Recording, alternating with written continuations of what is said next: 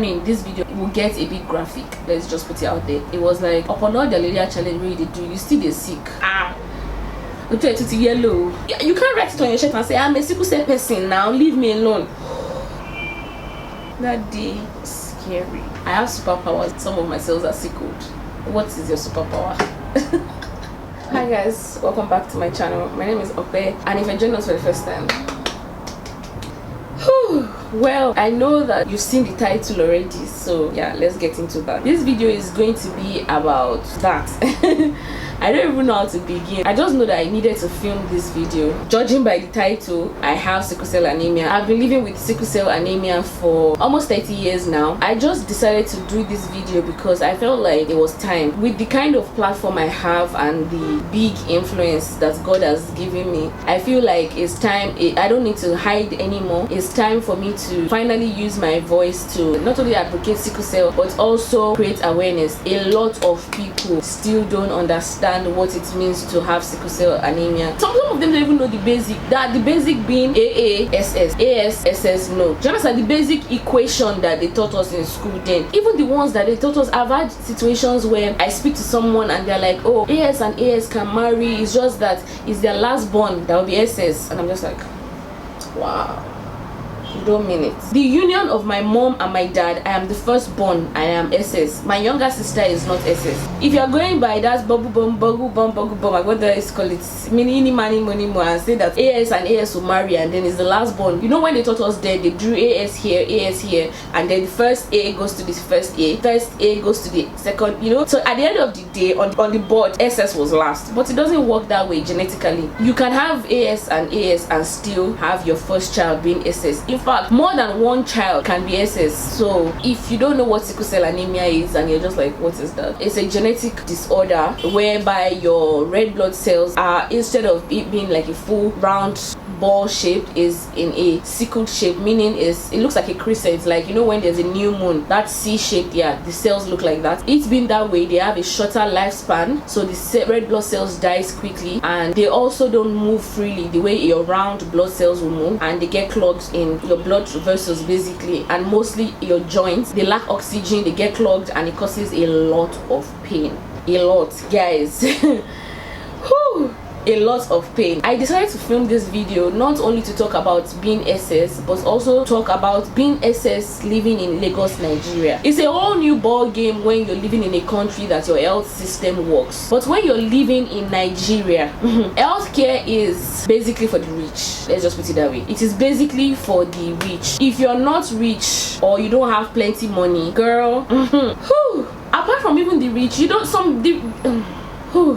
I don't even know how to start. Healthcare is not so great. While I was in the UK, every time I had crisis, I'm going to back up all my truths basically. I'm going to leave like pictures on the screen as I talk. It doesn't really have to match what I'm saying at the moment, but I just want you guys to just have a feel. While I was in the UK, it was easier for me to manage my SS. Why? Because number one, there was no mosquitoes, no malaria. Anytime I had crisis, it was mostly triggered by cold or stress. Because obviously I was doing my master's, so there was that stress. It was either both of them. It wasn't because I had malaria. Actually, for a sickle cell person, malaria is your number one trigger if you're living in malaria prone countries or environments. So when I was in the UK, I didn't have malaria at all for the whole 2 years. Every time I had pain, all I had to do was call the ambulance and they were in my house in less than 15 minutes. It was easy. I'm going to obviously insert pictures. They treat you like an egg. The pain medication is instant. There is no, oh, we're looking for a nurse to come and do your vitals. Nurse, skinny cup, there's somebody waiting for you.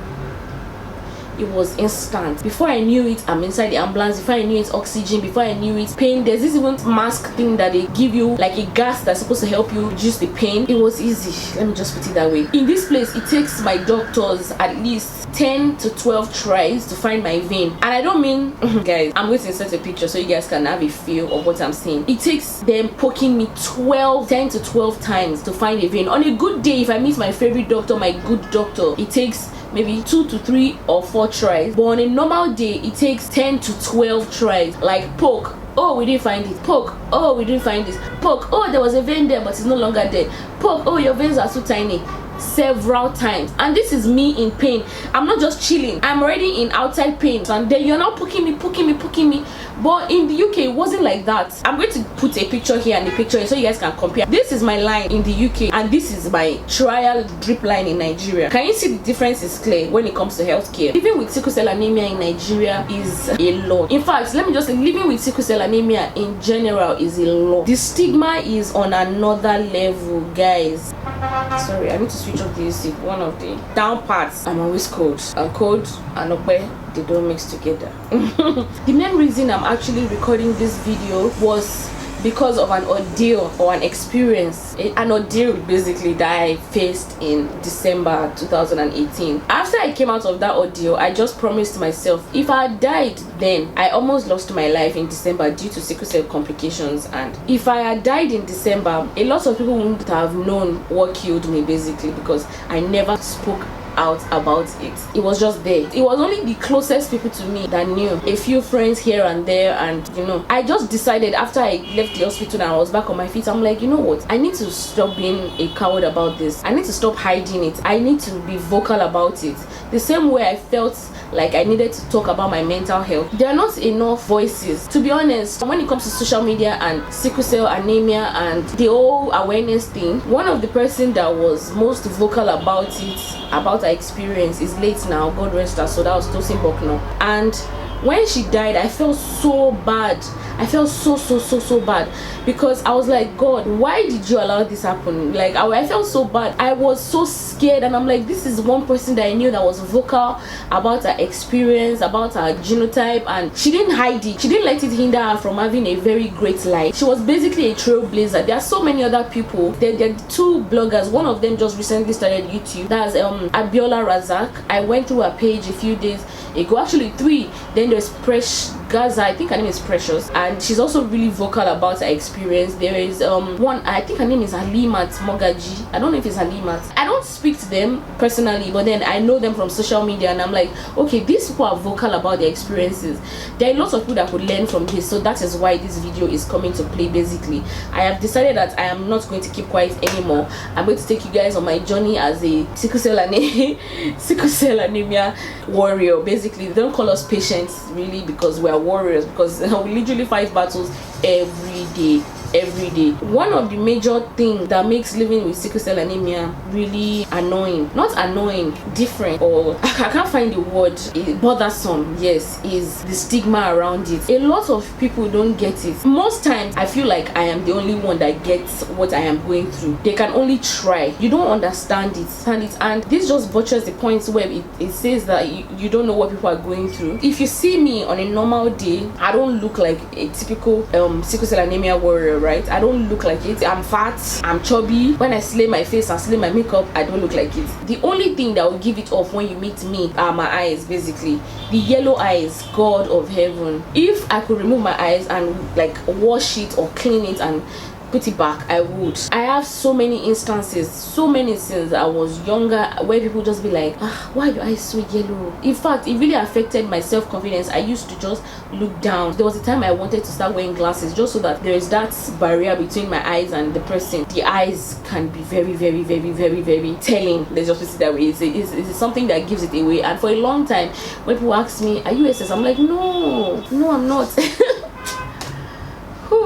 I'm like, no, I'm not. Okay, when I was younger, I did have jaundice when I was a child, so that was why I used to lie with for a long time. I'm like, oh, I had jaundice when I was a child. That's why my eyes are yellow. Because you just don't want to come to terms with the fact that everybody would know that this girl is ISIS.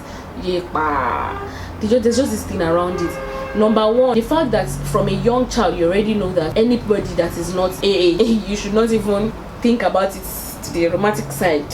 You know, like you should just cut it short from the beginning. When people ask me, okay, why are you single?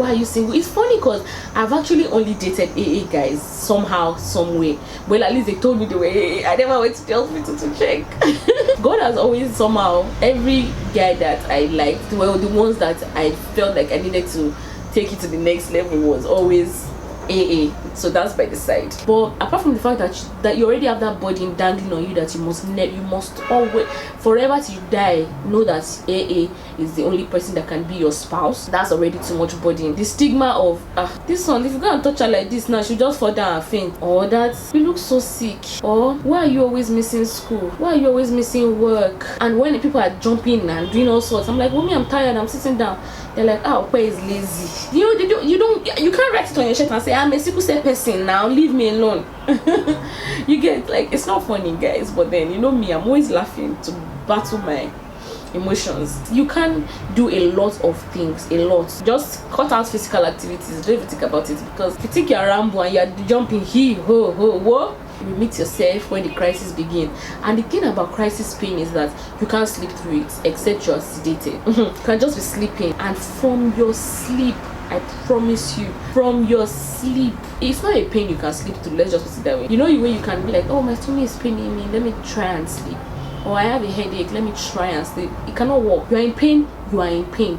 All your system, your chest, your mind, is in pain. Basically, that's that. You know, there's this thing that happens, is that when you meet new people and you're just trying to find out if this person needs to know this information or not, there's that. So many times I have lost friends because they just don't get it. There's the betrayal too. I remember when I was in school, I don't think they know I know. That's just the truth, because to be honest, I shouldn't know. I was snooping, but whatever. A group of my friends were talking and they were like, oh, it was a new semester and we're trying to like guess who will be our roommates, or like choose who is next door. Basically, something you don't get to choose, you just hope that you're put with good people.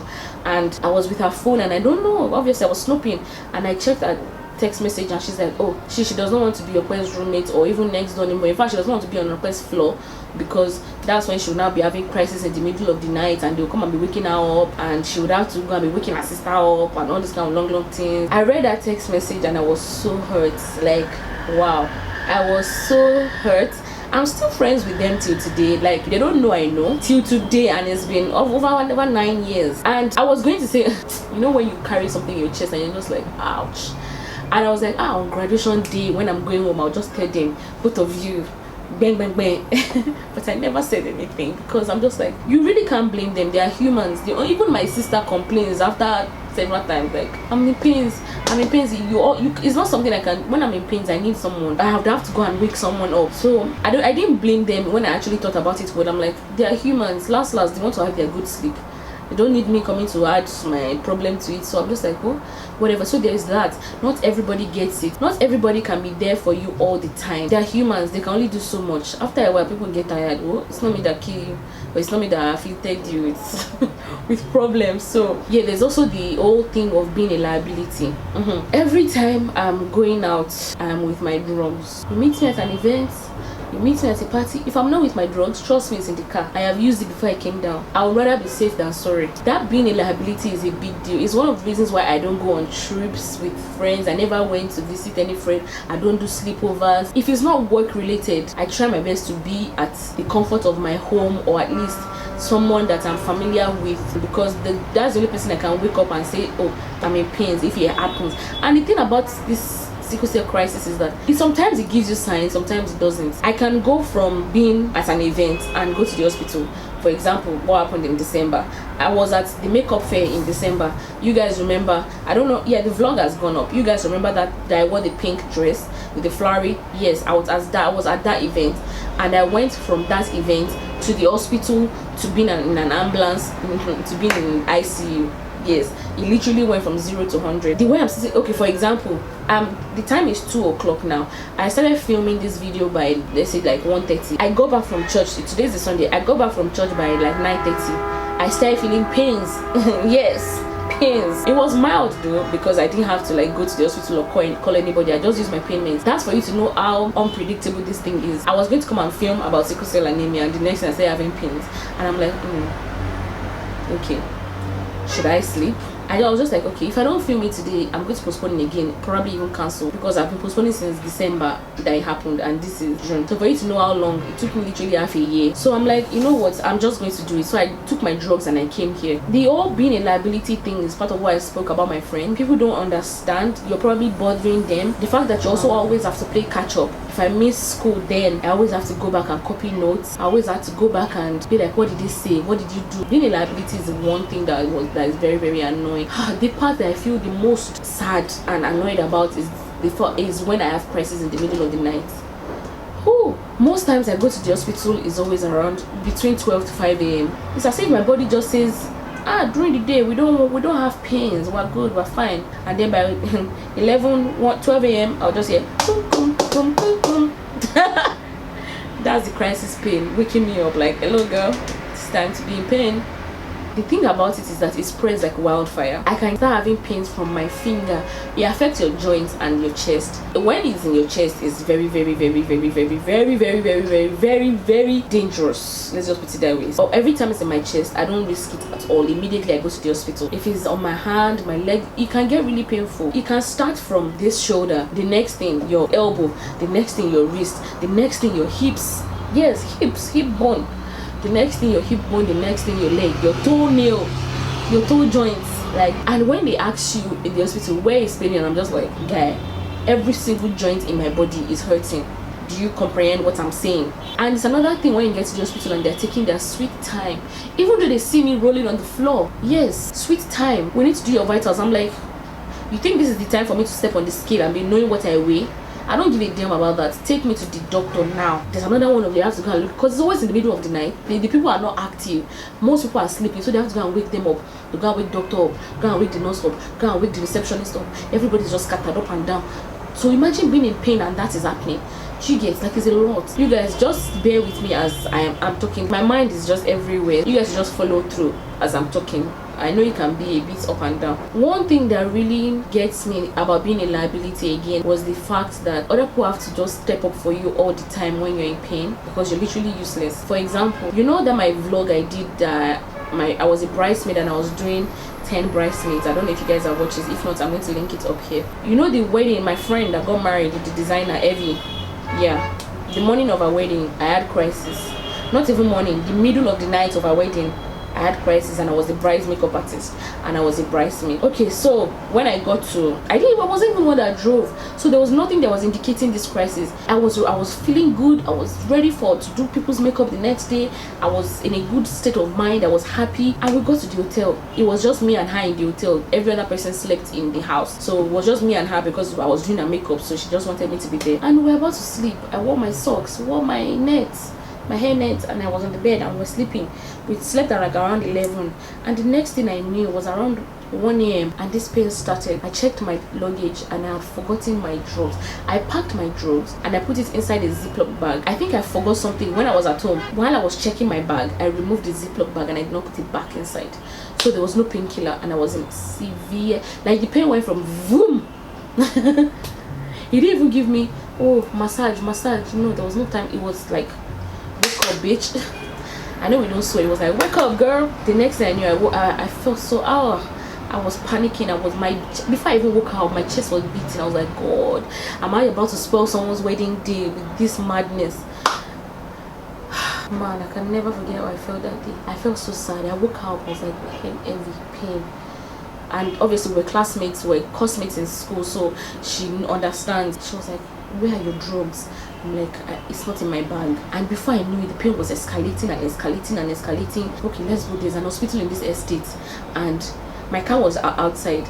And as we were going, we saw a bus, not bus, but what do they call these people? All those room service guys. And I was like, what's wrong with her? They literally thought I was in labor. They thought I was in labor. It's not easy to have big stomach. And she was like, everyone was like, she's sick. All this while I was already weeping. I was not even crying. And the thing about crisis is that the moment you panic, which is inevitable by the way, because the pain makes you panic, but the moment you panic and your breathing is irregular and all those things, the pain escalates even more. because your body's like, oh my god, what is happening? The pain and the heartbrokenness of me spoiling her day was making the pain even worse. So we were going on the stairs, and the stairs was so long, it felt like it was not going to end. And this guy was carrying me, everyone was carrying me. We got to reception, I was on the floor. The receptionist was like, what's wrong with her? He was like, she needs to go to the hospital. And the next thing, I was in the car. The guy was driving. This was in Agbara. We're in Agbara, for crying out loud. We're not even in Lagos. As far as I'm concerned, we're in Agbara. We drove to this hospital. It was a Catholic hospital. And when they called the MD down, before they even called the MD, I was on the floor. I could not, my knees were not able to lift me. Like I could not stand.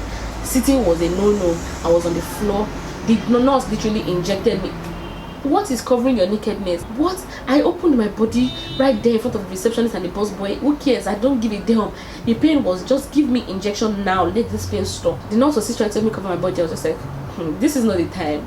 Okay? Just inject me. Let me be alright. Before I knew it, I was like, they was on the bed, and the pain was kind of subsidizing a bit. It was still a lot. But then the MD came down. They were not asking Evie that, okay, does she live here? Let them open a card, things like that. She's like, oh no, she doesn't live here. That she's just, today is my wedding, and she's my makeup artist. That's how the nurses started saying, oh, blood of Jesus, oh, devil is a liar. It was a Catholic hospital, so they're all Christians. And she was like, hey, makeup artist, wedding day, you day here for hospital, blood of Jesus, blood of Jesus, blood of Jesus.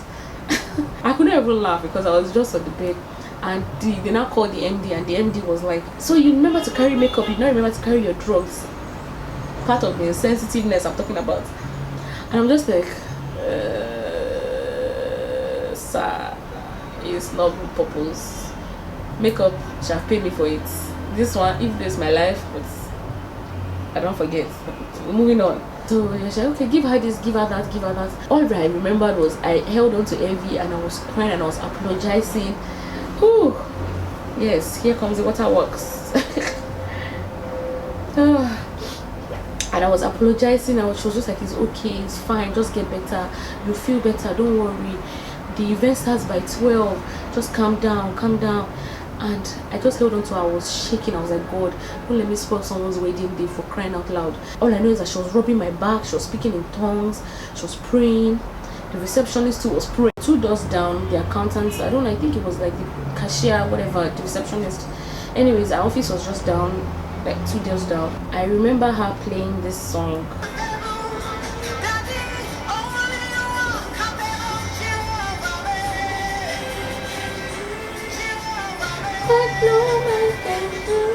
This song was literally in loop for 6 hours that I was there, from 1 a.m. till 6 a.m. She didn't change it. She kept on praying. I was hearing her pray about me. She came to me, she was praying, like touching me, and was like, okay, I pray for you. Do you believe God can change your SSS to AA? I literally saw genuine concern in her face. All this was while I was still high on my pain meds and injections and everything, and I felt at peace. Basically, I was like, I believe, I've seen it happen, I know that God can do it, I know He will still do it, because I still believe. In the morning, when the receptionist of the hotel brought my friend back, I just felt so weird, because it's the morning of our wedding. This girl should be resting, and she's here in the hospital. When we go back to the hotel, it's funny because there was a change. I had to do her makeup. I had to do my own makeup. You guys remember when I was like, oh, the bride has left, and I did her makeup? You guys remember the vlog, right? I literally just went through hours of pain, and just like that, it's gone. Crazy how you can switch. We're literally shapeshifters, to be honest. Well, not pain shifters. Because you can go from being intensely in pain to being in a party. Trust me, guys, sometimes you see me at events, I just left the hospital, or I just finished having a serious pain, and I'm back there so many times. You guys remember the video of Lydia and I? If I told you that that we had to take over 30 minutes break because I was having crisis? Yes. In that video, you see the switch from that's my former hair, the braid wig, into the normal wig. Yeah, there was pain while we were talking, guys. As you guys were seeing our mouth move, my my house help was underneath the table rubbing my leg because I was in pain. Yeah, so the next thing you have to face is the expenses, the bloody expenses. It is expensive to even have a headache, not to talk of having sickle cell anemia. It is expensive. You literally spend all your money. For every time I go to the hospital, I spend a shitload. a load of amount of money, a lot. It really eats into my finances. Let me just be brutally honest. I feel like it's one of the reasons I am broke all the time, because if you have small money, that's when the pains arise and you are in the hospital. The last time I was in the hospital, the December thing I was telling you guys about, my bill in December, because I got transferred from my own hospital to LASUT, that's like Lagos State's teaching university hospital, whatever. If I'm going to add the bill from my own hospital to the bill I incurred or accrued at the other hospital, everything will come to about 860,000 naira. Yes, is almost 1 million naira just for one episode of crisis, just one. So imagine how much I pay on a reg. If I'm on admission maximum 3 days, that's like 150k. So imagine if you're just a regular, average, or even a poor family and they have a SS child, how would they pay? Do you understand? Like, the pain is not something that you can say, let's just stay at home and the person can die literally from that pain. Every single episode is scary, every single one, because it can escalate. You can literally start from one joint into your whole body, and the next thing you're in an ambulance. Like me, if my pain started from my leg, then it moved to my arm, just one arm. I was literally expecting to be discharged, and the next thing I'm in an ambulance being transferred to a teaching hospital, because my private hospital could not deal with or did not have the appliances and the equipment and the necessary hands they needed. Anything should have gone wrong. Imagine a normal poor or normal average family, where would they find almost 1 million naira for one episode? And this is something that has been all my life. It's expensive for a young woman like me. It's not every time my father drops money for me to go to the hospital. In fact, I've been in the hospital, my father has refused to pay my bills before because he's just tired. That's what you face. So after a while, your parents are tired. Who will raise money for you to go to the hospital when for every hospital trip you make and you're on admission is 150, 190, 200? Where do you expect people to get that kind of money from? It's expensive to have access, and it's even way more expensive in Nigeria that we don't have the whole free healthcare system and everything. When I was in the UK for 2 years, every time I went to the hospital was free, because number one, I feel like apart from the fact that they had healthcare, it was also part of the whole student visa thing, student plan, school fees thing. When you get into school, the first thing they do is like appoint you a GP, that is your doctor, and your hospital, blah blah blah. So it was free. No matter the amount of all the drugs, all the days I was there, the ambulance trip, the ambulance that came to pick me, everything was free. Compared to Nigeria, where I had to pay almost 1 million naira for just one crisis episode. Do you guys understand? It was not just anyway, it was really extreme. So, but then, and that was minus all the drugs they say I should go and buy, all the blood transfusion. You had to pay for your own blood. It's not like London or America, maybe blood is free. It's not free in Nigeria. You have to literally buy blood from the blood bank. Next thing is the sacrifices you have to make. And in this, I know sometimes I push my limits, but then there's a limit. That's just the truth. Apart from an average person, AA, that maybe never gets sick, maybe once in 5 years, there are sacrifices I have to make, funds I have to miss out of, because I know crisis is going to end it. There's a limit. Let me just put it that way. For example, I don't go to the beaches anymore, because not that I don't go, I can, but I prefer not to, because I know it always ends in pains. Why? Because it's windy it's cold at the beach, and every time I'd go to the beach, I somehow always have crisis after. I don't know, maybe it's the exposure of my chest and the way the breeze is blowing, I don't know, but then I always have crisis. So I've just cancelled the beach from my list, at least for now. Maybe when next time when I'm going, I'll wear sweater when I'm going to the beach and see, maybe it will work. But for now, roller coasters, every time I go on roller coasters and I get home, I always have it might not be full-blown crisis, but I always have pain because of the up and down when I drive for so long. And it's almost inevitable because I drive myself, and in Lagos there's always traffic, always. Like, even the journey that you predict 15 minutes can be 1 hour and 20 minutes. Driving gives me crisis sometimes. Most times I always have to massage my leg when I get home and take painkillers. The whole fit farm thing, the time I used to go to the gym, I used to pay for it, because every single push up your chest, press up stomach, whatever, I always have crisis after. So I have decided that maybe fit farm is not my calling after all. I don't do the old jogging nibo. I remember when I was in CU, we used to do TMC sports, so that's, you have to jog once in a month. Sometimes I used to feel like, I can do this. As I'll just start, step 1, step 2, step 3, I'll just be like, please sir, you know work.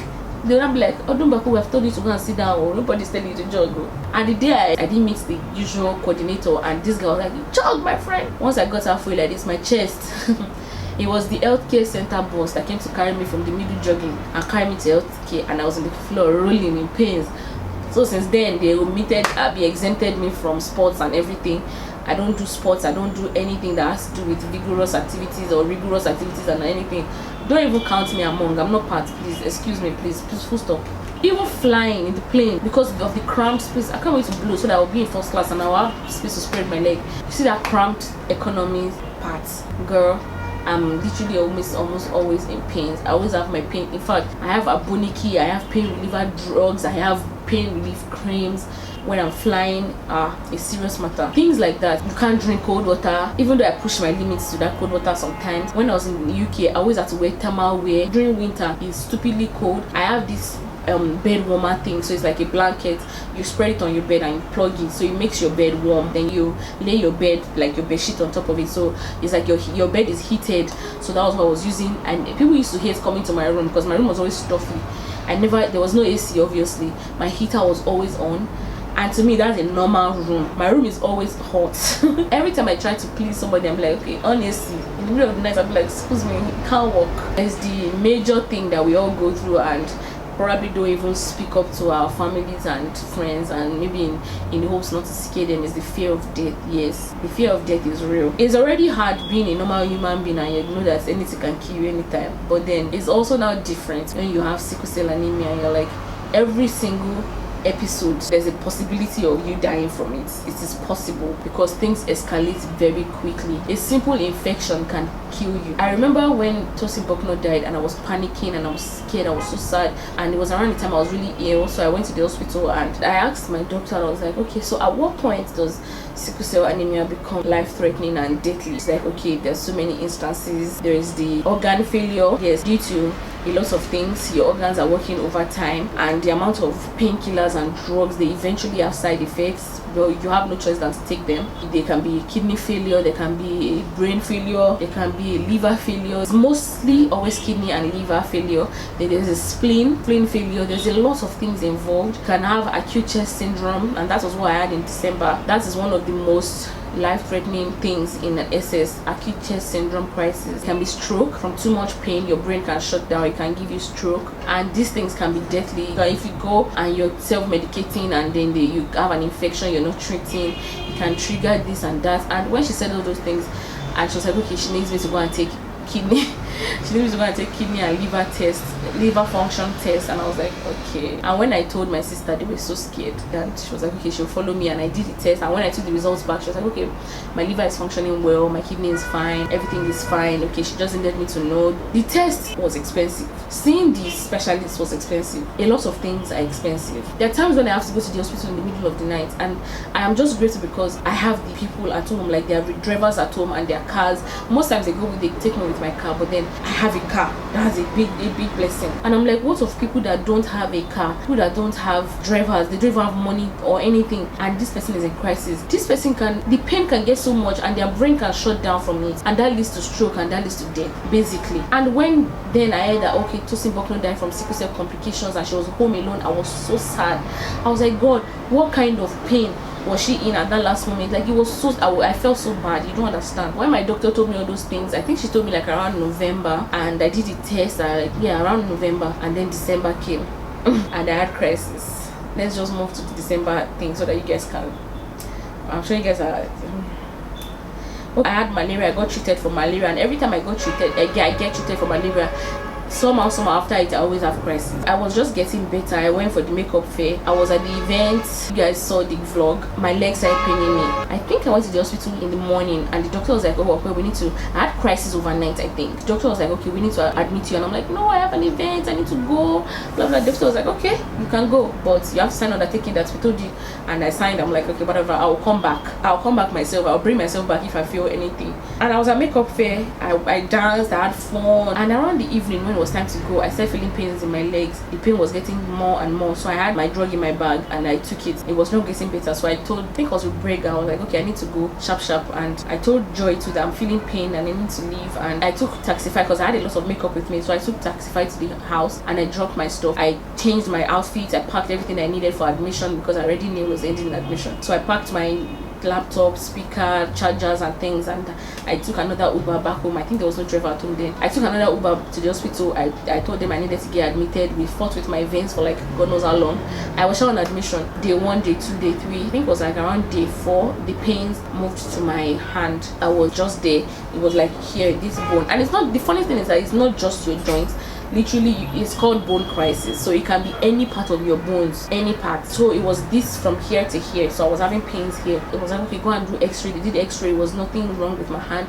I didn't have any infection in my hand. I was just, okay, let's just watch it. And it was around 10 a.m. suddenly the pain just stopped. I didn't have any pain, so I was already happy that okay, when the MD comes for ward round, he will discharge me. Ward round came, they're like, okay, you can go home, it's better. I'm like, okay, cool, thanks. And while I was waiting for my bill to be sorted or something, this pain just started from nowhere. My people, my chest was becoming tight and tight and tight, and I felt so like I could not breathe. I called the nurses, they gave me painkillers. This was around 1 p.m. It was not getting better. 4 p.m. not getting better. My favorite doctor is always on night duty, so around like 8 he came. I told him I've been in pain since 1 and it's not getting better, so he told me for them to bring the I don't know why I can't remember the word. Is it ventilator? No, it's not ventilator. Ventilator is why they transferred me. Nebulizer. Thank you. It was nebulizer. So they brought the nebulizer. That's that thing you put over your head. It's like they use it for people that have asthma most times, or people that can't breathe well. So I wore it for like almost, they put the drugs inside and I was breathing in. It was supposed to help you breathe in and expand your chest so that more oxygen can get in, whatever. And I used nebulizer for almost 1 hour. The pain wasn't reducing. So it was around like 10, and then my doctor went out and he came back inside and is like, well, I'm like, yes. I saw the look on him. He looked very worried, and this doctor has been my doctor for years, so he literally knows. Like, I cried to him about all my issues, both health-wise and otherwise. Even boy issues, we talk about boy issues all the time, so it's like my G. So he's like, it's not getting better, and the way the thing is looking like a chest infection. I was already scared. He was like, you need to call a family member, and I'm like, doc, you know what's up, I'm my own family member, Alpha. And it's like, okay, that they need to transfer me to Lasso. And I'm like, wow, it's that bad? He's like, yes, but also not so bad. It's just precautionary, that he's thinking that I might need a ventilator and they don't have it here. And they also have chest doctors and all those respiratory doctors and things, just better doctors basically there. And I'm like, okay, fine, let's do it. As far as I don't die here, let's just do it. And they were like, okay, they'll get the ambulance ready, call your family. We called Bimbo, she was sleeping. It was around like to 11. I now called my stepmom, and the doctor spoke with her. They were like, okay, they'll be there. So all this while we were prepping the wheelchair to wheel me to the ambulance, and we're prepping the ambulance, getting my oxygen, the movable oxygen cylinder. My sister and my mom came, and all this while I called my pastor that okay, they are transferring me to Lasso. They were like, okay, we're praying with you. Called my other sisters, and I was just panicking. When they came, my sister, when they explained, okay, we need to transfer to Lasso, it's not, nothing is wrong yet, it's just precautionary cautions, blah blah blah. Bimbo was like, just calm down, breathe, calm down, plead the blood of Jesus. And yepa, that day was scary. And next thing I knew, I was on the wheelchair, we're wheeling to the ambulance, and my soul was just like, calm down, it is fine, you're fine. My chest, the pain, and I told you guys that once you're panicking, the pain goes through the roof. My chest was becoming tighter and tighter, and while they were trying to fix the oxygen, they fixed this thing that you put on your hand. I can't really remember, the monitor, heart rate monitor thing. And obviously my nails was done way longer than this, so it was difficult for them to put it on my finger, so they put it on my toes. The ambulance was so rickety, but it shall worked. The journey from my hospital to Lasso felt so long. It's not so far, it's just Ojodu to Ikeja, but it felt so long. I was so scared. I was speaking to my elder sister, speaking to myself, I was speaking to the pastor. I had my mantle. If you don't know what mantle is, like a prayer handkerchief. I had my mantle. My sister brought plenty mantles, anointing oil. My stepmom was just like, just calm down. And so when we got there, my elder sister already met us there. I was in the ambulance. The doctors came. How do you feel? I'm fine, but I can't breathe. But when we got to the emergency place, there were a lot of people outside. This was around 12 a.m. and all I could think was, these people need help too, but there's no bed space. There was no bed space. The government hospital, there was no bed space for people to stay. So while I was in the ambulance, they were telling my family that they need to pay 500,000 naira. You guys, 500,000 for me to secure a bed space at the ICU. That's like the tush part, but it's also like IC, obviously intensive care. All I could remember while I was in that ambulance, at the background my sisters were calling different pastors. I was hearing people speaking in tongues. I was just looking up at this I just looked up at the ceiling in that ambulance, and all I could say was, God, if this is it, if this is how I'm going to pass on and die, the only thing I'm actually asking you for,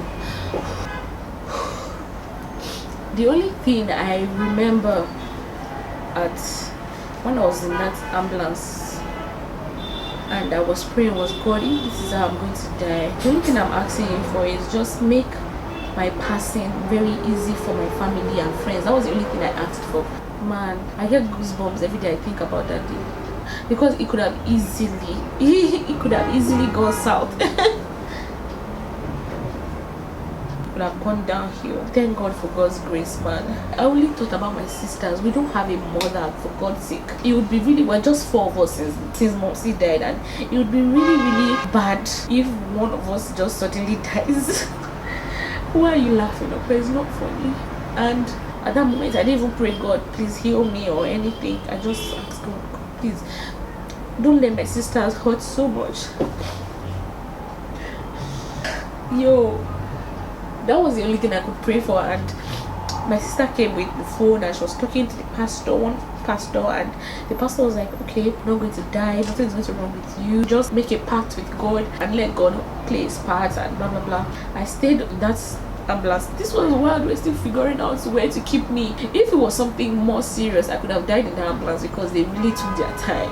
God, and I just told God, I'm going to spend the rest of my life talking about you, serving you, and doing everything you want me to do, and just spend my life, please, because what am I supposed to do?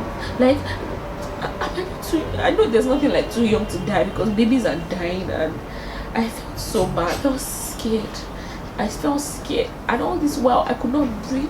My chest was tight, the pain was escalating, and when they finally drove me to the ICU and moved me on the stretcher, I looked at my sisters and I was so sad. Why did I even bother with mascara? All this while they stayed strong for me, and you're fine. Finally got the bed space, and obviously in ICU they don't allow people to enter, so my sisters were outside. The doctors were, I brought a line, like the drip line from my own hospital. They should put all those wires, and I was using the whole oxygen thing. I could not breathe for a long time. I was on oxygen for 5 days. I'm just going to put pictures as I talk, because it was a lot. Yeah, I still had the time to take a selfie. After I was a bit stable and I got some pain relievers, my sisters left. I was in the ICU and it was midnight and the pain started again.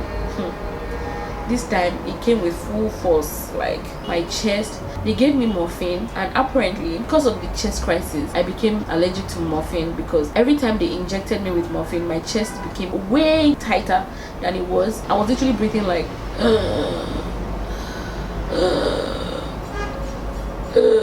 that was how I was breathing, like for days I was making that sound. It was not only the fact that I could not breathe, my chest was physically hurting. Like if you press like this, I would literally scream. I was in the ICU for days. All this while I was not getting better. The pain when I came was maybe like on a 6. My pain was on a 10 for like 4 days, and that is near death experience. For you to have acute chest syndrome on a 10, all the antibiotics they were giving me were not working. Nothing was working. I was from oxygen to this to that. After a while they came and were like, okay, they need to do exchange blood transfusion. So exchange blood transfusion is when they take out blood from your body and replace it with new blood, because obviously the blood in your body is already way too sickled and too concentrated. They need to give you fresh blood basically. So it's usually AA blood and O positive, because I'm O positive, so it's O positive blood and it's fresh blood basically. They take out the old blood and I'm going to put it here. So this is a picture of them doing the exchange blood transfusion. I actually met one of my friends now, he's a doctor, and it was the one that did the exchange blood transfusion. Shout out to you, Torpedo. I love you, Tope. Like you're like the best. Actually, after a while, they could not use the line I brought from my hospital. That was like day one. Actually, they stopped using that line because it was not giving them. They needed to pass a lot of things into my body and just one line. And it was a baby cannula. Baby cannula is not even the blue one; it's the yellow one. It's literally like very tiny. And because my veins are pretty short and tiny and hard to find, they always use the yellow cannula for me because it's very small, so it gets into the really tiny veins. So they needed to pass a lot of fluid into my body, both drip, both all my painkillers and everything. So that one line wasn't doing it, and they tried several lines on my arms. They could not get it because my veins were already shutting down. They had to set a femoral line for me. If you don't know what a femoral line is, okay, a femoral line is like the longest. Your femoral vein is the longest vein in your body. It runs from your vagina, basically the side of your private part, down to your leg. So it's like really big and it doesn't get blocked whatsoever. The only time it gets blocked is probably if the person is really sick, like fatally sick.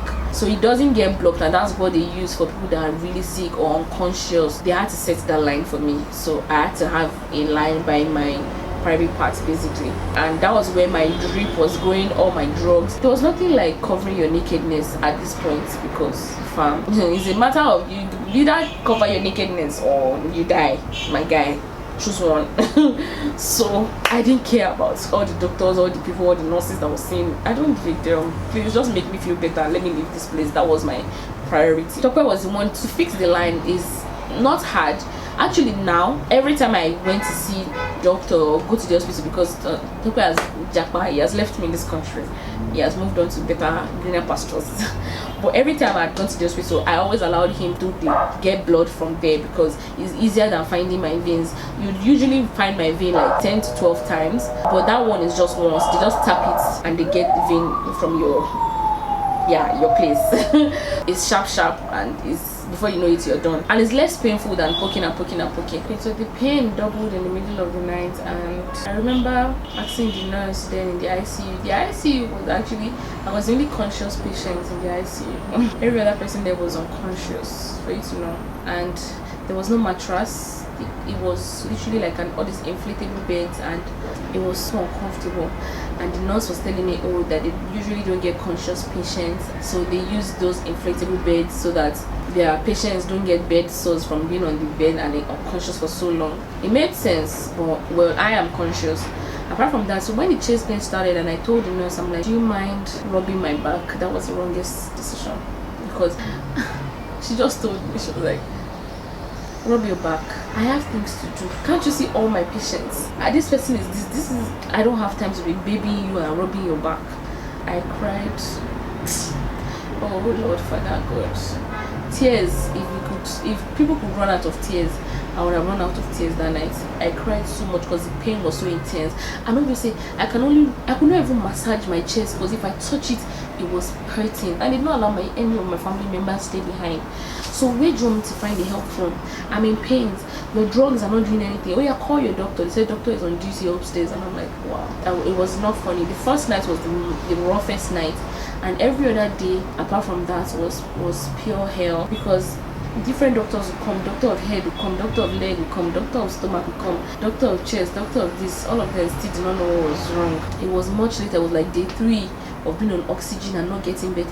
God just sent one female doctor, and she's like, okay, let them change these antibiotics to this. And apparently I had water in my lungs, and I had pneumonia, and I had acute chest syndrome, and I had a lot of things. I had to do CT scan, and they were seeing particles in my chest, the infections. It was a lot. It was really, really severe. And from the moment I did that test, and they read the test and all those things, they saw the chest scan and everything, and they changed the drugs. It started getting better. The pain was getting better. Obviously there was times when it would just not be better, and the pain would just be insane, and they had to change from morphine, because every time they gave me morphine, my chest got tighter. So they had to give me regular Fortwin, and Fortwin was not as strong as morphine, but they could not give me morphine because my chest was paining. So you guys can imagine how much I was in pain for.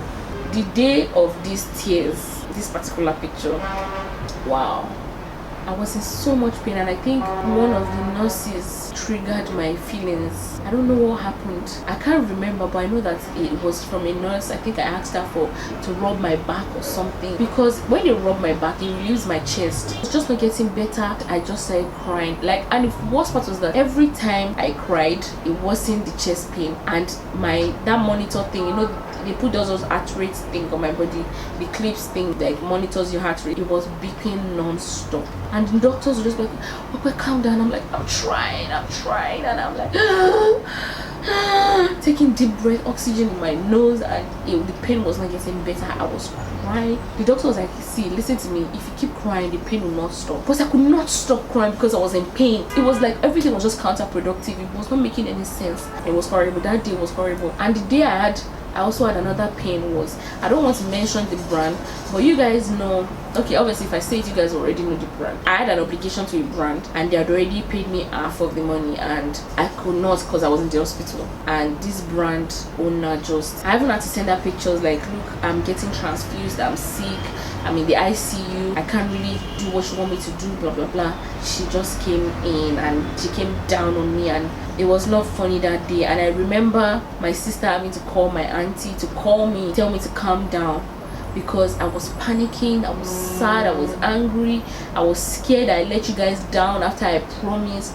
It was a lot.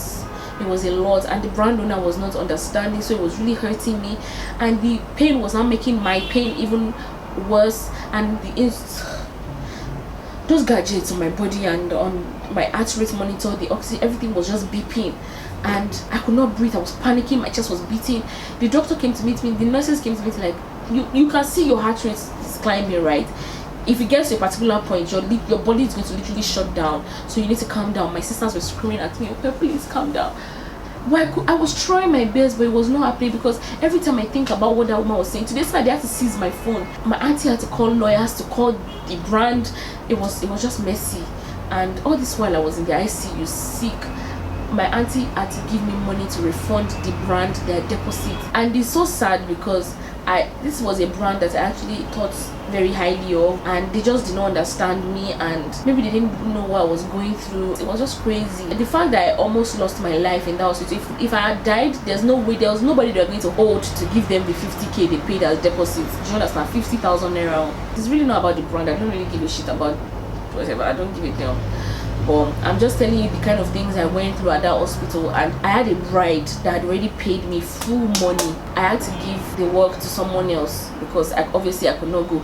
Though she was my classmate and she was understanding, and she had already known my history and everything, so she was like, okay, just get better, it's fine, whatever. But the fact that I can't count on this my hand how many times I've had to refund clients or refer other people because of sickle cell. I can't even count. It's so bad that I would have appointments in like an hour's time, and I would have crisis, and I would have to call the person that, I'm so sorry, this is what is happening. And the worst part is that I can't even come clean and say, I have sickle cell crisis and that is what is happening. I just have to tell them, oh, I'm really ill, or my chest is hurting and I'm at the hospital, and they just like, okay, get better. Some will outrightly ask you for a refund. They don't even want to hear what you have to say. Just give me back my money, please. Because sometimes they even think you're lying and you're trying to go and like be corny or even get a better client. So it's really scary and sad how many times my business has suffered. I've cancelled shoots. I've even had fights with photographers because I can't come clean and say, guys, this is what is happening. It's just a very few. I think it's just like, okay, now I think it's just 2 photographers that I know, like my G's that I know. But for a very long time it was just one person that knew, and that one person, it was a fight. It was through a fight that he knew, because it was like, why are you acting like this? How can you just do this? And I tell him, guy, I'm SS, I have issues. You get, I need to go. Do you understand? I'm having pain and I'm still doing it to drive myself to where I'm going, so I need to go now before it escalates and I can't drive, and you have to drive me to where I'm going. Do you get? Those are the kind of things I've gone through. And December was really a turning point in my life, because I felt like God just gave me a second chance to live, and it's just like, my child, you have a new lease at life. And if the devil could not snuff out my life in December, it's going to be really hard for him. And that's just the plain truth, because God has inscribed me in the palm of his hands, and he's like, you can't snatch this, my girl, from me. And I am grateful because God gave me a second chance. And on that bed, in that ambulance, I made a vow to God that, see, till I die, I will serve my God. Like, I will proclaim his awesomeness. If you guys from now on in this video, like from now on, see me doing altar call and telling people to give their life to Christ, don't be shocked, because that's the vow I made to my God. I promise that my life and everything I am, my business, is going to point people to God. I'm going to make sure that people know that God gave me a second chance. It's not even second, to be honest. God has given me a millionth chance, because the amount of extreme crises I have had in my lifetime, enough to have killed me. But that December was the only time I had ever gotten that point, and I'm just grateful that I'm alive to tell you guys this whole thing. Henceforth, I'm not going to hide being SS, and I really hope if anyone is watching and they're SS, don't hide. Another thing that really scares me or bothers me about being SS is relationships and in-laws. It's not something I can hide. I can't really hide it, because my eyes most times gives it away. Every guy I meet now, can't hide. You literally have to come clean and tell the guy, okay, I'm SS, so what's your genotype? If you're AA, good. If you're not, no matter how fine or perfect you are, can't work, because there's no way in hell and on heaven, under this heaven, that I'm going to be alive and let anybody I know go through what I am going through or what I have gone through. It's not going to happen. Not in this lifetime or the next lifetime to come. There's nothing, look at me, not love, not power, not money, nothing is worth having a child with sickle cell anemia. See, it's already hard enough being a friend to someone that has sickle cell anemia, not to talk of being a parent or a family member. Whoa, financially draining, spiritually draining, physically draining, mentally draining. It's not even something you can risk, because for a child it's even worse. You don't want to see babies in pain, like crisis pain. You would bawl your eyes out, you would cry your eyes out. That's one of the things I feel. But I know that God has not given me the spirit of fear, and him that created me this way would obviously find me a perfect match that would fit like a puzzle, you know, just perfect fitting, and it's going to be all cute and all. But another thing I'm also scared for is in-laws, because to be honest, I don't think I've ever sat down with anybody that is SS. Maybe if you guys can drop your comments if you know anyone, or if you are and you're married, and how did you go with your in-laws? Do they know? Because in this age and time, it's something you would expect a parent to ask, that hope you guys know your genotype. And if you say, okay, yes we do, okay, what is your genotype? Do you tell them SS? And if it's SS, do they go at the back of you and tell your child they can't marry you? Those are the kind of things I feel. Even though I know that God is going to make all my crooked paths straight and is going to perfect it, and I won't have crazy ass in-laws that will be saying their son should not marry me. But it's one of the things I'm bothered about. Like, I don't know how that is going to play out. I've played that instance in my head. Me and my husband, are we going to hide it from my in-laws? Are we going to tell them? Are they going to understand? Are they going to be doctors? You guys don't want to know. Like, these are the things that bother me, and I'm just like, okay. Another thing that bothers me is the fact that I think that would the quality of my life be better abroad. Don't get me wrong, Nigeria is fine, there are opportunities, blah blah blah, but I'm just thinking, once in a month I have crisis.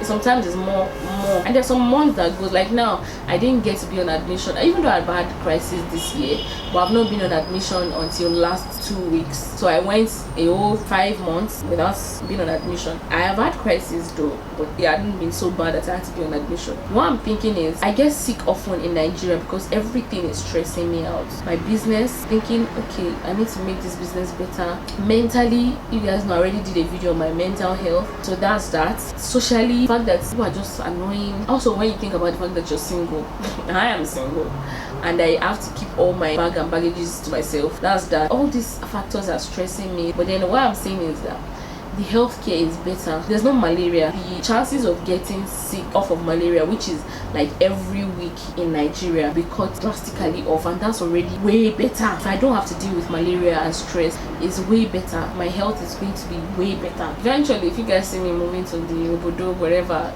any country apart from Nigeria and Africa as a whole, but sometimes I consider it. It's not in the works or anything. I'm not thinking of relocating. I'm just saying, having lived there and comparing the quality of my life then, when I even check like the healthcare when it comes to sickle cell, they do like frequent blood transfusion, so the likelihood of you getting crisis and sickled blood is very very low. And in Nigeria here, to get blood, 1 pint of blood in Nigeria is 18,000 naira, and you have to get minimum of 2. And the last time in December I got 4, so 18 times 4. Do you understand? You can't just decide to get blood transfusion like that. But in America, in London, They don't care. Once you feel tired and they feel like, okay, you're getting this crisis. I watched a girl's video and she said she gets blood transfusion every 4 weeks. Do you know how less she's going to have few pains? Like, her blood level is going to be high. You guys might not understand what I'm saying, but then I'm just, the quality of life, basically, healthcare is just better generally. And the thing about sickle cell is that it not only affects your physical health, it affects your mental health. Apart from the fact that you have to just pray that God don't let me die. I'm even tired thinking about it now. You have to think about your business. It also affects your emotional health because you're just like, God, I'm so exhausted. Every time sickness, nobody to talk to. And that's the truth, because nobody, if anybody tell you I feel your pain, my sister, it's funny because I know my sister does not mean it literally, but it's every time I have crisis, that's what she remembers to tell me how I've been drinking cold water, or how I've not been taking care of myself, or how you know how to do, you should be doing this, or how. And then my father is just he's a typical African man. To him, every time I have crisis is because I did not take my drugs or because I did not take care of myself, which is not the point. Please, if you see someone in crisis, please don't tell them they don't take care of themselves. They probably even take care of themselves more than you take care of yourself, and that's the truth. Because deep down in their mind, nobody wants to have pain. Pain is not fun. So you saying, oh, you didn't take care of yourself, that's not true. I have sickle cell anemia. Whether I take care of myself or not, I still have sickle cell anemia. My cells are still sickled. So don't be telling me I didn't take care of myself. That's not the point. That is, if I like, I can use, you guys, the amount of drugs I take daily. Insert picture here and here so you guys can see. I take a whole lot of drugs daily, but that still does not stop me from having crisis. It can only make it less frequent, but the crisis will still come, because last my red blood cells are still sickled. It's not because, oh, you didn't. The most common one I hear is your eyes are yellow, you're not drinking water enough, and I'm just like, really? Okay.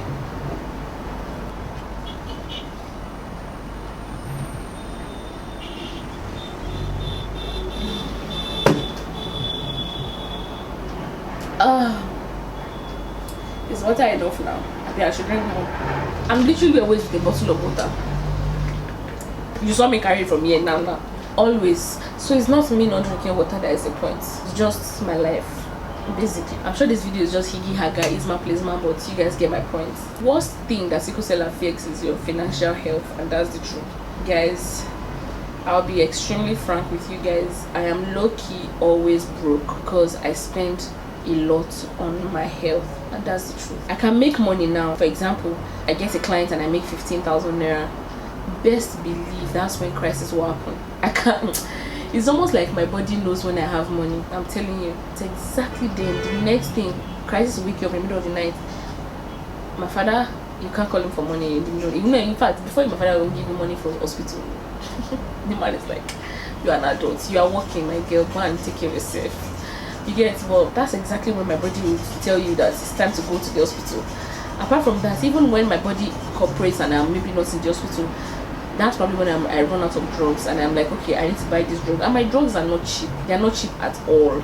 It's expensive for something I use every day that I constantly run out of. I would really love the good life, but then at the same time I'm thinking the good life is expensive and I have health issues to take care of. So I can't change my phone, can't change my car, because you're spending all the money in the hospital.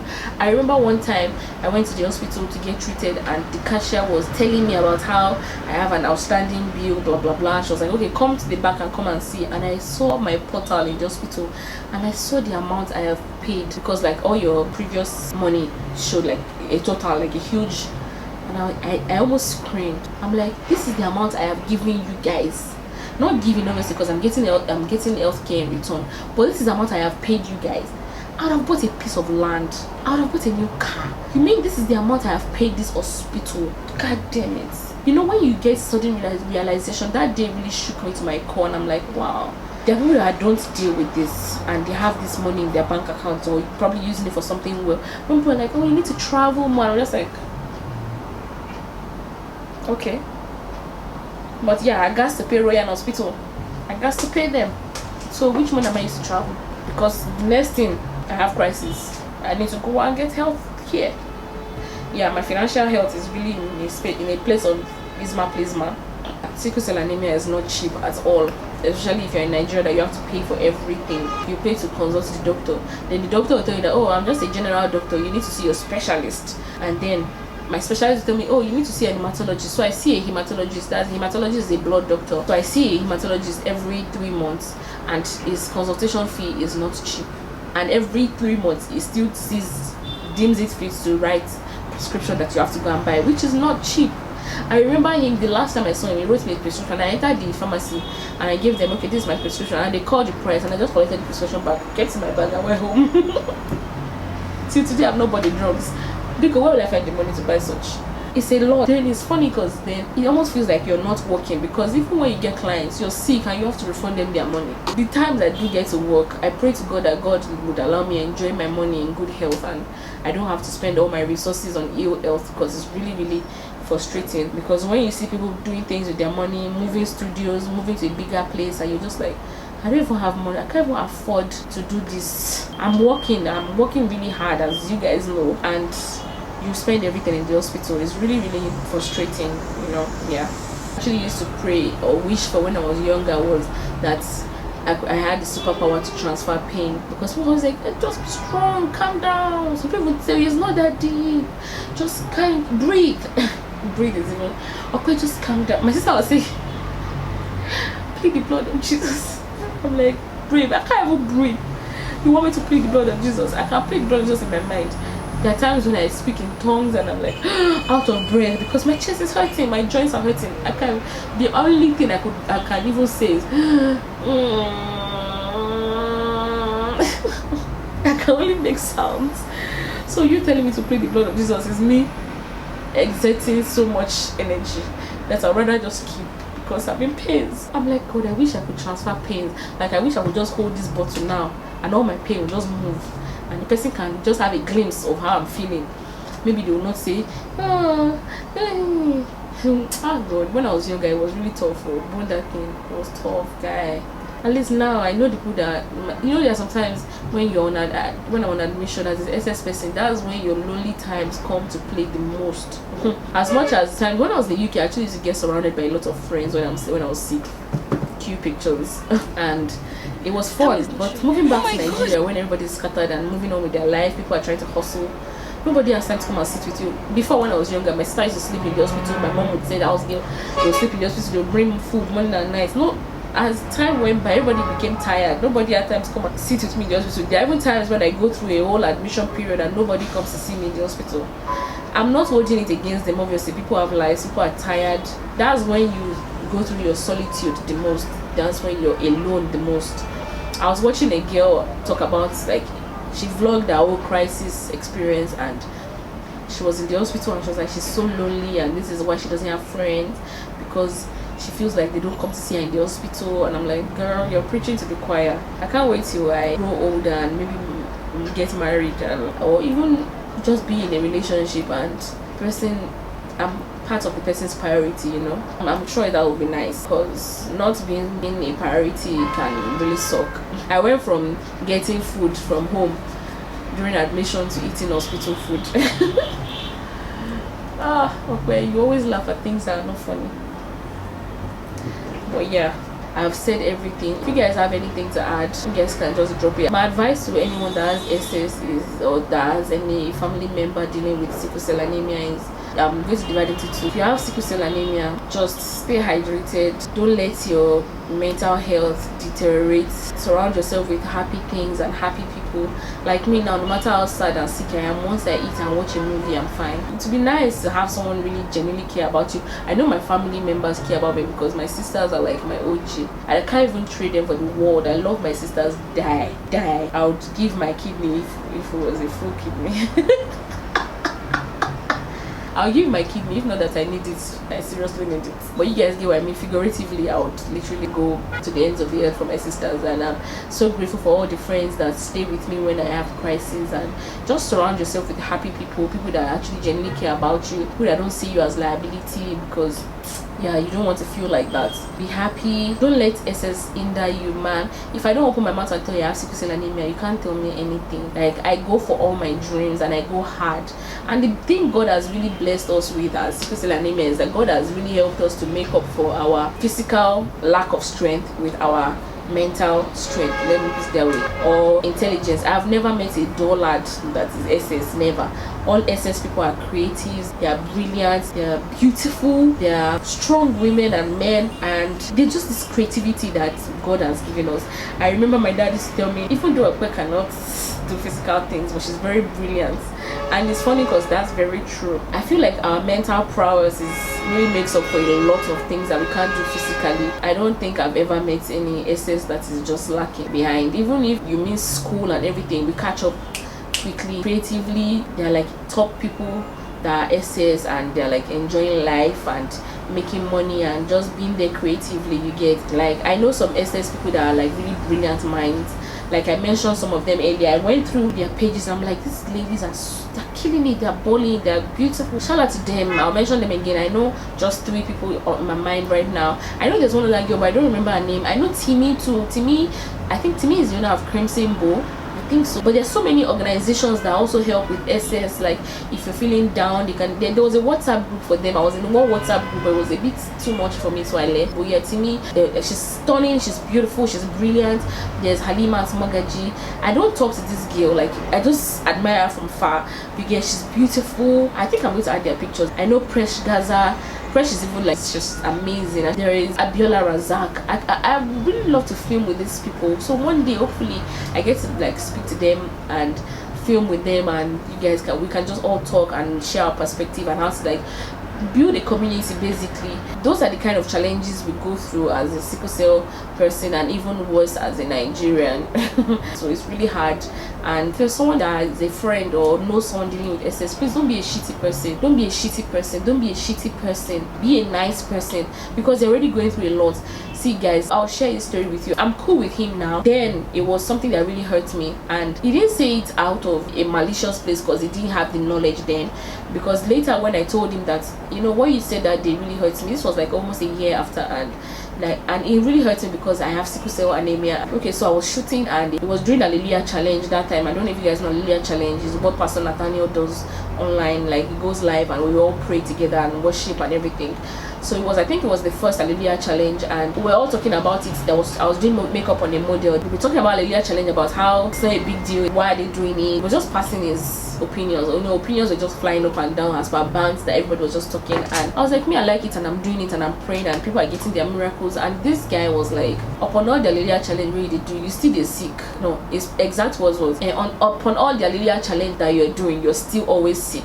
And I'm like, everybody just went quiet and looked at me, and I'm like, whatever, I'm still doing it, and you are reminding God of my healing, and don't worry, I'm always sick, but I'll get better. I just took an excuse. I went to the toilet and I cried. Like I cried so much. I was so sad. I just wiped my face and I went back and I continued doing the makeup, and I was quiet throughout, and I was like, you need vex. I'm like, no, I'm not vexing. It's just that you need to watch what you say sometimes. And it's like, okay, sorry, no vex. I know you are sensitive. We just X the matter, and I'm still friends with him. It was now like almost a year later, and I'm like, see, what you said that it didn't make any sense. I don't know. We're all talking about our feelings. Was after that my mental episode, and he really apologized, and I knew that he didn't know better, because obviously if I told him from the beginning, or if I'd been open from the beginning that I have SS, that's why I'm always sick, and that's why I'm always canceling shoots, that is why I'm always canceling with clients and everything, he wouldn't have said something like that.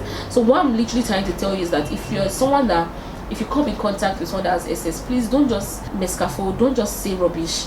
There's another instance when I was in CU. I was with a guy friend and a girlfriend.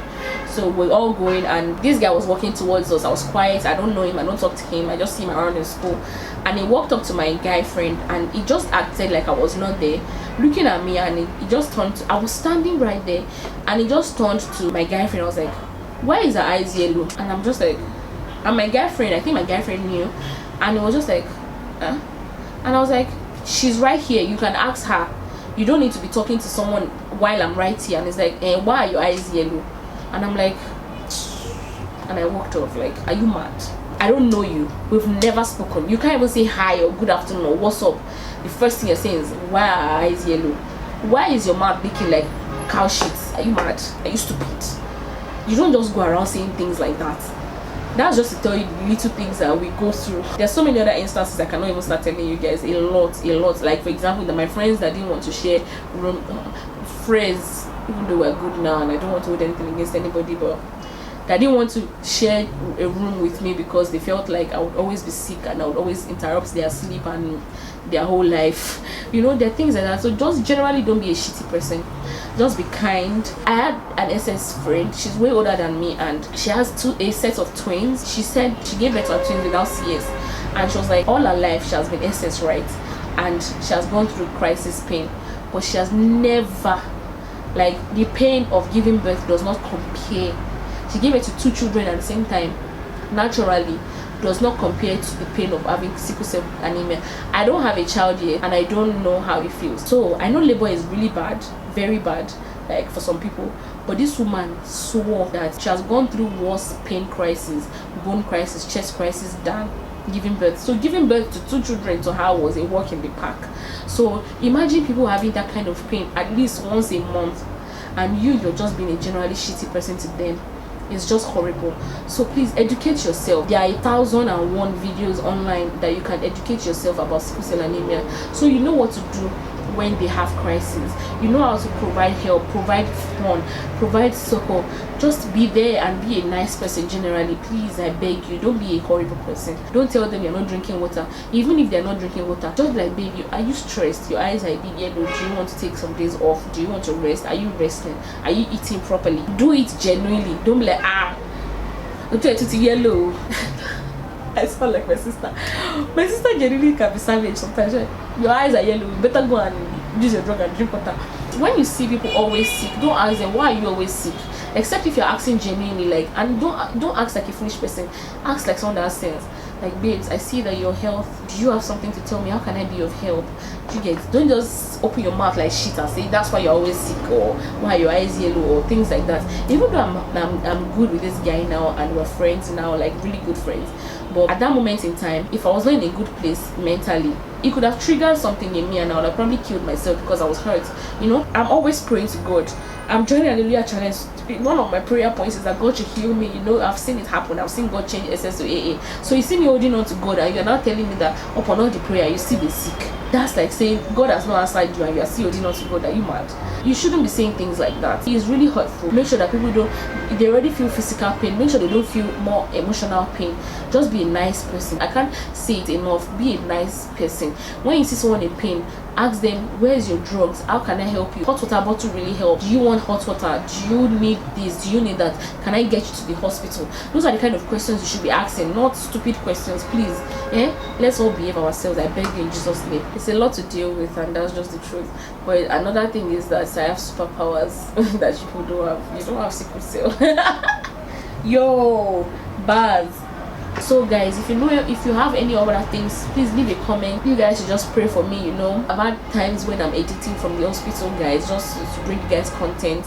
I've tried my best to not allow sickle cell anemia bring me down. I know it will not bring me down because my dreams are a lot, even way bigger than me and way bigger than sickle cell anemia, and I know I'm going to achieve everything in good health in Jesus' name, and I'm going to live long. I'm going to give birth to my own children. My own dreams are going to come to reality, and you know, I'm going to get married and get married to a nice person and a good person and a fine man, you know, and just all around be a happy person. Pray to God that this will be the start of something better, and the way I've opened up to you guys, I really hope that other people will open up to people that need to know, and you know, I'm no longer ashamed of it. I've been in it for almost 30 years. I'm moving on and keeping it real. That's that. I don't know what else to say. I hope this video is not too long. If it is, please just watch it with love for me, and don't forget to give it a thumbs up, subscribe, and please leave a comment, leave a prayer, reach out to someone that you know is SS. Tell them you're thinking of them. They're strong, they're amazing warriors, and they fight battles every day. Yeah, I'm so happy I opened up to you guys. I feel like that's one part of me that I've kept away from you guys for a very long time, and I've always tried to show you guys the rosy and happy part of me, but you know that sometimes I just need to keep it real. I hope this is not the last SS video I'm talking about. I really plan on like bringing on more warriors and us just generally discussing about how to make life better and improve the quality of our lives even while being in Nigeria, you know. So I hope you guys enjoyed this video genuinely, and I love you guys. Thank you for hanging out with me while I drink some more water because I can see that my eyes are already yellow. Don't forget to like, share, and subscribe. I love you guys. Kisses. Peace out.